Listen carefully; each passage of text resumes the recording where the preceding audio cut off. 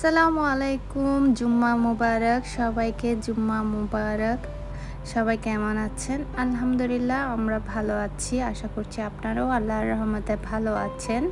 আর video দেখা যখন শুরু করেছেন, প্রথমেই আজকে বলে দিই একটা লাইক দিয়ে প্লিজ ভিডিওটা কন্টিনিউ করেন। ঈদুল আজহা তো চলে গেল, কিন্তু মেয়েদের বাবার বাড়ি বেড়ানো শুরু হয়েছে। তা আমার আপুরা কিন্তু বাবার বাড়ি বেড়াতে যাচ্ছে, অনেক মজা করছে। আমার দেখে ভীষণ ভালো লাগছে। আর আপুদের বেড়ানো দেখে আমার বাবার বাড়িকেও অনেক মিস করতেছি। তো সম্প্রীতি হচ্ছে ফারিয়াস ফ্যামিলি ব্লগের আপু ফারিয়া আপু ওনাদের বাবার বাড়িতে গিয়েছিল। তা আপু যখন গাড়ি থেকে নামছে, সিঁড়ি দিয়ে উঠছে, ওই ব্যাপারটা মানে আমার মনের মধ্যে এমনভাবে লাগছে যেন আমি আমার বাড়ির সামনে গাড়িটা থামলো, আমার মা আসলো, বোন আসলো, তারপর ছোট ছোট ভাইয়ের ছেলে মেয়ে ওরা দৌড়ে আসে, তারপরে ভঞ্জি দৌড়ে আসে, ভাবিরা আসে, পরে ভাইয়াদের সাথে দেখা হয়। আর আপু যখন সিঁড়ি দিয়ে উঠতেছিল, আপুদের বাড়ির সিঁড়িটা একদম আমার বাবার বাড়ির সিঁড়ির মতো, মানে আমার দেখে কি যে মানে লাগতেছে আমি আমার বাবার বাড়িতে উঠতেছি। তারপর আপুর মা হচ্ছে মজার মজার পিঠা বানিয়ে খাওয়াচ্ছিল। আমি আপুকে ওখানে কমেন্ট করে বলতেছিলাম যে আপু তুমি যখন সিঁড়ি দিয়ে উঠতেছিলা যেন মনে হচ্ছে আমি আমার বাবার বাড়ির সিঁড়ি দিয়ে উঠতেছি। তো এই হলো ব্যাপার। আর আমাদের বাবার বাড়িতে হচ্ছে ঈদ গেলেই সব বোনরা একসাথে আসে। আর রিসেন্টলি হচ্ছে বিয়ে হচ্ছে বাবার বাড়িতে, সবাই অনেক মজা করছে, আর ওগুলা দেখে দেখে মিস করতেছি আমি। আর একটা কথা হচ্ছে বাবা মা বেঁচে থাকলে বাবার বাড়িটা অনেক আনন্দময় থাকে।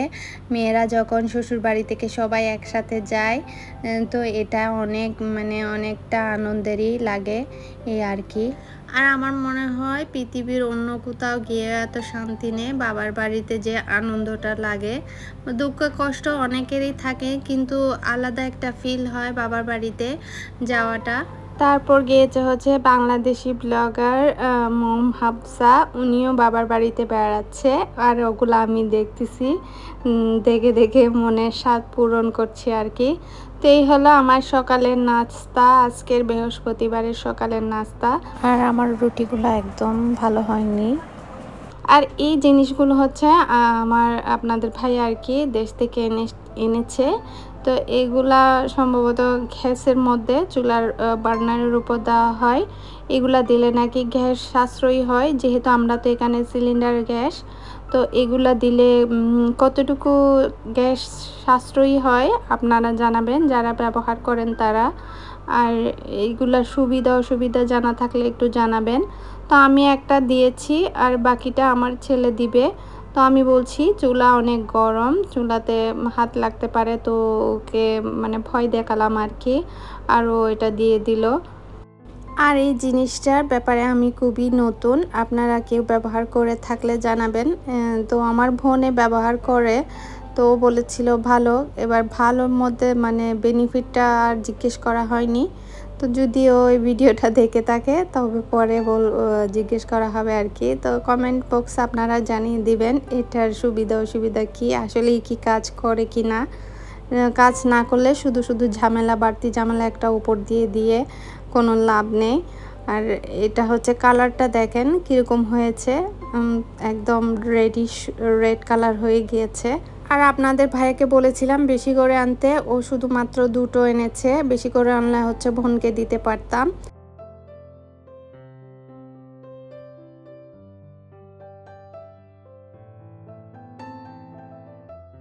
আর সকালে আমি হচ্ছে এখানে মাংস আর কতগুলো নলি এনেছিলাম কোরবানের দিন, ওগুলা হচ্ছে ভিজিয়ে রাখছি।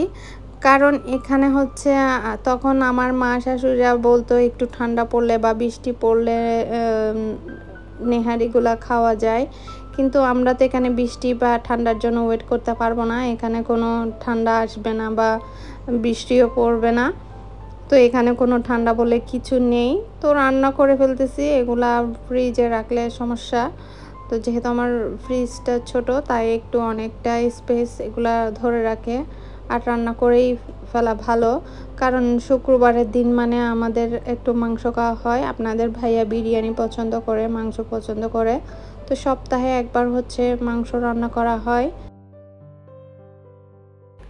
আর এর মধ্যে আমরা দুপুরের খাওয়া দাওয়া করে নিয়েছি মা ছেলে। তারপর আমার মাংসগুলোও ভিজে গেছে, আমি এগুলা কেটে নিচ্ছি। আর এই বটিটা এনেছে হচ্ছে বাংলাদেশ থেকে। বটিটা ধার। আমি খুব একটা বটিতে অভ্যস্ত না, বটিতে কাটাকুটি করতে পারি না, আমার ভয় লাগছিল। লাস্ট আমি শুটকি প্রসেসিংয়ের ভিডিওতেও বলেছিলাম বটিতে আমার ভয় লাগে।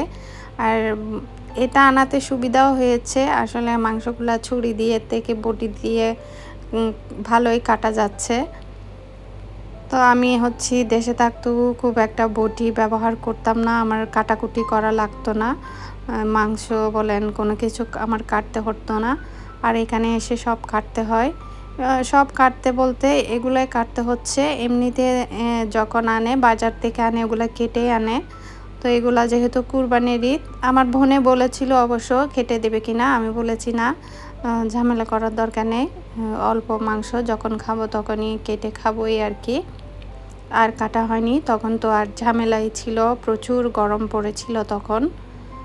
তো এই তো আমার হচ্ছে বটিটা দিয়েই কাটছি, এমনি ভালোই লাগছে কাটতে, কিন্তু একটু ধারালো আর আমার একটু ভয় লাগে কাটতে।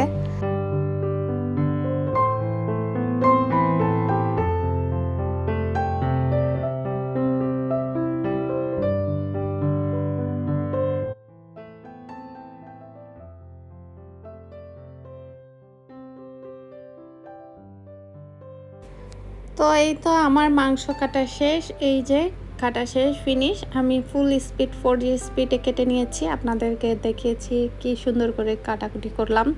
তো এই যে আগে মাংসের বড় হাড় কোরবানির সময় আনিয়েছিলাম, ওগুলো হচ্ছে কেটে এনে দিয়েছিল, এগুলো হচ্ছে মেশিনে কেটেছে হাড়গুলা, এগুলো অনেক শক্ত হাড়। তো আমি এগুলা ধুয়ে একদম ফ্রেশ করে ধুয়ে নিচ্ছি, তারপর আমি এগুলা বসিয়ে দিব। গত ভিডিওতে নুসরাত জাহান ঝিলিক আপু উনিও কিন্তু বাবার বাড়িতে বেড়াচ্ছে, অনেক মজা করতেছে, বোনের বাড়িতে যাচ্ছে নদী পার হয়ে, খুবই আনন্দের মধ্যে আছে। তো ভাইয়া হয়তো চলে এসেছে ঢাকায়, তো উনি আছে মজার মজার খাবার খাচ্ছে, খুব মজা করতেছে। আর বৃষ্টির দিনে খুবই ভালো লাগতেছিল। আর উনি যে মেঘনা নদী পার হয়ে যখন বৃষ্টির মধ্যে বোনের বাড়িতে যাইতেছিল, তখন আমার অনেক ভীষণ ভয় লাগতেছিল। আমি ওনাকে বলেছি আমি হলে আমি জীবনেও হচ্ছে মেঘনা নদী পার হয়ে যেতাম না। তো ওনাদের আসলে ওখানেই জন্ম, ওখানেই বড় হয়েছে, ওনাদের জন্য নাকি ওটা ব্যাপার না। মেঘনা নদী পানি থই থই করতেছিল আর অনেক বৃষ্টি হচ্ছিল। আল্লাহ সবাইকে হেফাজতে রাখুক, দোয়া রইল। আর আপনাদেরকে একটা জিনিস দেখাই, এই যে আমার ছেলের নখের উপর হচ্ছে আমার বোনের বাসায় আইপ্যাড পড়েছিল, তো নখটা চলে গিয়ে আবার নতুন নখ উঠতেছে, দেখেন কি অবস্থা। তো এদিকে কথা বলতে বলতে আমি হচ্ছে মা ছেলে পেঁয়াজ রসুনটাও ছিলে নিলাম, তারপর ব্লেন্ড করে রান্নাটা বসিয়ে দিব।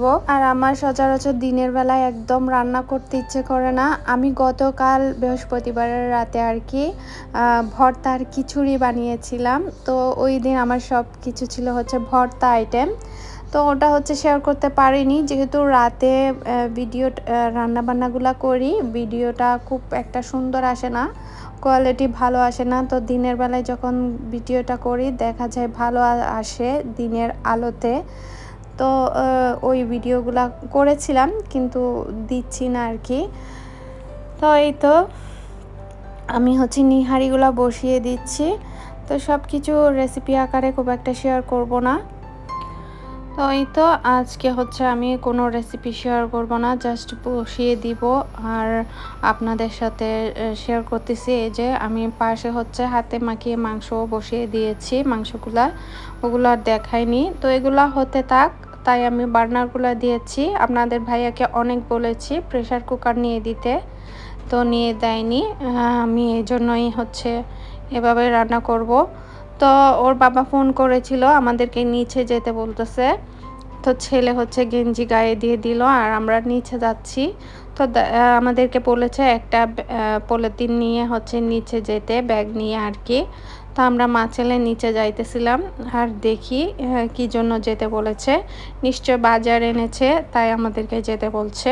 আর আমার ছেলে নাকি বলতেছে ভিডিও করবে, তো আমি ওর হাতে মোবাইলটা কেমনে দিই, ও হচ্ছে হাত থেকে নিচে তো পড়ে যায়, আমার মোবাইলটাও ফেলে নষ্ট করার জন্য ওইদিকে ওর বাবা চলে এসেছে। তো আমি ওর মোবাইলটা দিই নাই, ব্যাগটা দিয়েছি।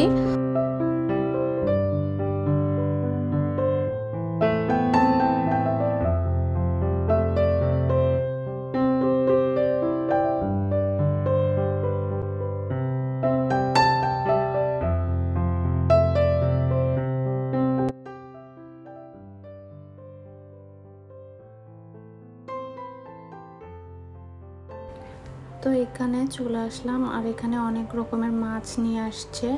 তো এখানে হচ্ছে শেরি মাছ আর কোরাল মাছ, চিংড়ি মাছ, চুরি মাছ, আর হইতেছে গিয়ে রূপচাঁদা মাছের মতো একটা মাছ। তো যাই হোক, ওদিকে ভালো মাছ পাওয়া যায়, ওটা ফিশ মার্কেট। তো ওদিকে গিয়েছিল কাজে, তাই ওখান থেকে মাছটা নিয়ে এসেছে।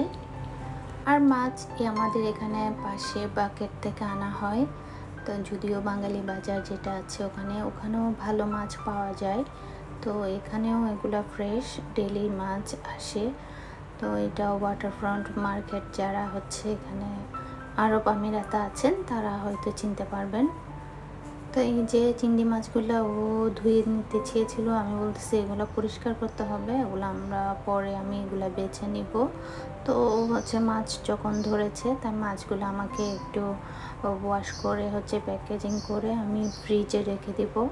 পরে আমি সময় সুযোগ করে সব কেটে তারপরে স্টোর করে নিব। দেখি শুক্রবারে তো পারা যায় না, অনেক ঝামেলা থাকে।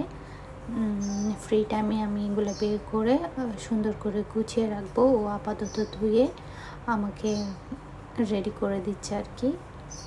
তো ও হচ্ছে নিচ থেকে এগুলো করে দিতেছিল, আমি বলিনি। তো ও যখন করতেছে আমি আর মাছটা ধরিনি আর কি। তো যাই হোক, ও করে দিল, ভালোই হলো। মাঝে মধ্যে এরকম একটু করে দিলে ভালোই লাগে, সবারই ভালো লাগে। আর এই যে দেখতে পাচ্ছেন, এটা হচ্ছে নাগা মরিচ, এটা একটা সিঙ্গেল এনেছে, খেয়ে দেখি। আর এখানে কাঁচা খেজুর দেখতে পাচ্ছেন, কি সুন্দর কাঁচা খেজুরের কালারগুলা, দেখতে যেমন সুন্দর, খেতেও তেমন মিষ্টি ছিল। আর আসার সময়ও নাস্তা নিয়ে এসেছিল, তো আমরা খাইতেছিলাম আমি আর ও, কিন্তু আমার ছেলে খাচ্ছিল না। ও কয়েকটা ফ্রেঞ্চ ফ্রাই খেয়েছিল আর জুসটা খেয়েছে, ওয়াটারমেলন জুসটা খেয়েছে, তাই আর কিছু খাইতেছে না। আর ভিডিওর এ পর্যায়ে যারা এতক্ষণ পর্যন্ত এসেছেন সবাইকে অসংখ্য ধন্যবাদ। আর সাধারণ দর্শককেও অসংখ্য ধন্যবাদ, যারা আমার প্ল্যাটফর্মের সাবস্ক্রাইবার আপুরা আছেন, আপনাদেরকেও অসংখ্য ধন্যবাদ। নতুন আর পুরাতন সবাইকে অসংখ্য ধন্যবাদ আর ভালোবাসা দিলাম। এই যে দেখেন, খেজুরের কালারটা আসলেই সুন্দর ছিল, মাশাআল্লাহ, আলহামদুলিল্লাহ, মজা ছিল, অনেক মিষ্টি খেজুর। আর আমার ভয়েস দেওয়ার সময় একটা মিষ্টি চড়ুই পাখির সাউন্ড আপনারা শুনবেন, তো ক্ষমার দৃষ্টিতে দেখবেন। তো আমি আর একটু হচ্ছে মাছ রান্না করে নিয়েছিলাম পরে নাস্তা করে। এদিকে আমার নেহারিটা সকালে বসিয়েছিলাম, এটা এখন খাবো না, এটা বাগার দিতে হবে। তো গরুর মাংস আর মাছ দিয়েই আজকের রাতের খাবারটা হবে। তো দেখি, নেহারিটা কালকে হয়তো খাওয়া হবে। আর এই যে আমার মাছ রান্নাটা হয়ে গিয়েছে। আর আজকের মতো আপনাদের জন্য দোয়া রইল, আমাদের জন্য দোয়া করবেন। আল্লাহ হাফেজ।